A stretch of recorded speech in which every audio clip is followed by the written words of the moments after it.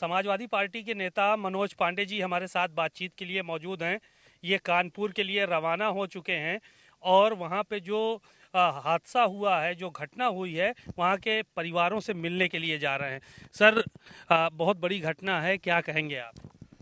हम समझते हैं कि आज़ाद भारत में भी बहुत दर्दनाक घटना है।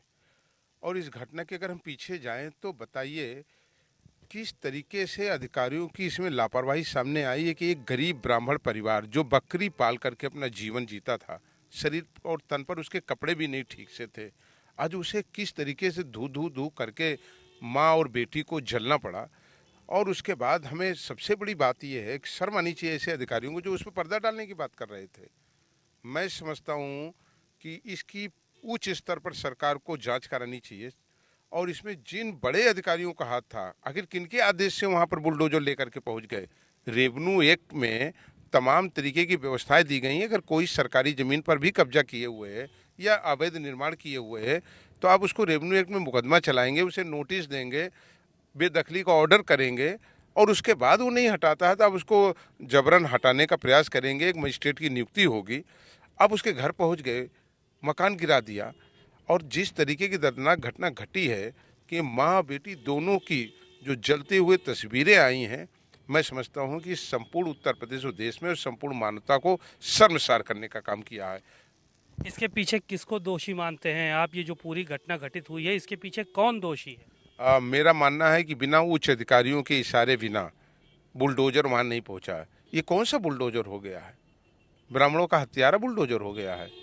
बताइए कौन जान वापस कर सकता है उस माँ और बेटी के? कोई जान नहीं वापस कर सकता। एक जाति विशेष का ब्राह्मणों का नाम आप क्यों ले रहे हैं कि ब्राह्मणों के साथ अत्याचार हो रहा है? हमने तो पहले भी कहा, किसी को गाली देना होता है तो सबसे पहले ब्राह्मण को चुन लेता है, किसी को प्रताड़ित करना होता है तो सबसे पहले ब्राह्मण को चुन लेता है, किसी को अपमानित करना हो तो सबसे पहले ब्राह्मण को चुन लेता है। ये कौन सी बात चली है? इस देश को ब्राह्मणों ने मंगल पांडे के रूप में देश की स्वतंत्रता दिलाई है, इस देश को विद्या दिया है, इस देश को संस्कृति दिया है, सभ्यता दिया है, त्याग किया है। कभी राजा नहीं रहा है, कभी शासक नहीं रहा है, सबको साथ लेके चलने का काम किया है। लेकिन मैं समझता हूँ कि आज बहुत दुर्भाग्यपूर्ण है, हम सब बहुत दुखी हैं।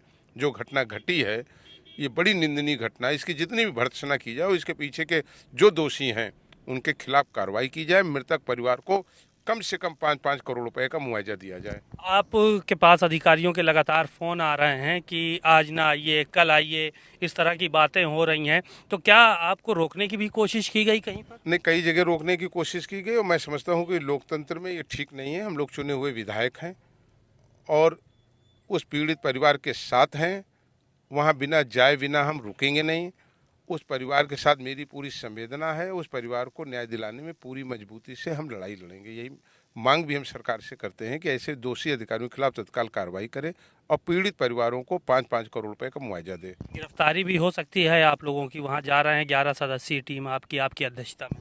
नहीं, अब ठीक है, जो सरकार को करना है वो कर ले, लेकिन उस पीड़ित को मदद करने में एक कदम भी पीछे नहीं हटूंगा। उस पीड़ित के साथ खड़ा रहूंगा। उन्हें न्याय दिलाने के लिए पूरी लड़ाई मनोज पांडे लड़ेंगे, उसके लिए हमें चाहे जो कुछ करना पड़े। समाजवादी पार्टी के जो मुखिया हैं अखिलेश यादव, उनकी तरफ से भी ट्वीट आया है, बड़ी निंदा की गई है इस घटना की। लेकिन सरकार के जो नेता हैं वो ये कह रहे हैं सरकार पूरी तत्परता से इस पे जो है वो कार्रवाई कर रही है। एफआईआर तो करवाई दी है हम लोगों ने।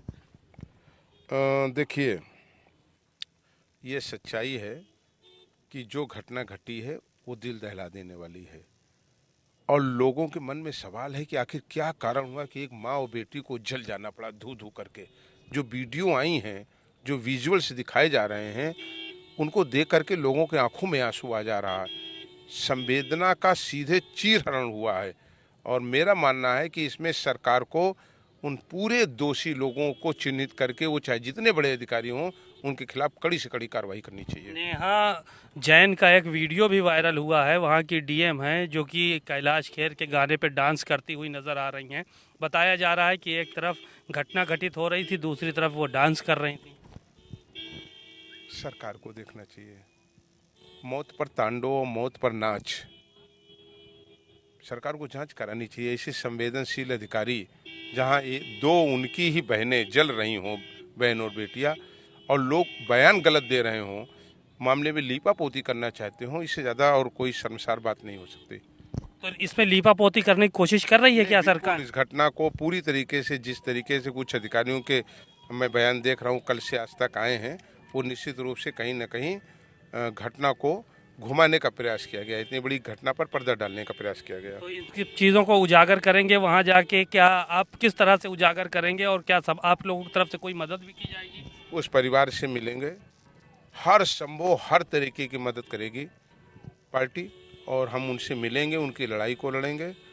और आज तो मदद सरकार को करनी चाहिए थी, सरकार चुप क्यों है? क्यों नहीं वहाँ बड़े अधिकारियों के खिलाफ अभी तक कार्रवाई किया? अभी तक तो वहाँ बड़े अधिकारियों को हट जाना चाहिए था, उनके खिलाफ कार्रवाई होनी चाहिए, दोषियों को अभी तक जेल में भेज देना चाहिए था। बुलडोजर क्यों नहीं उनके घर तक गया? ये बड़े सवाल हैं।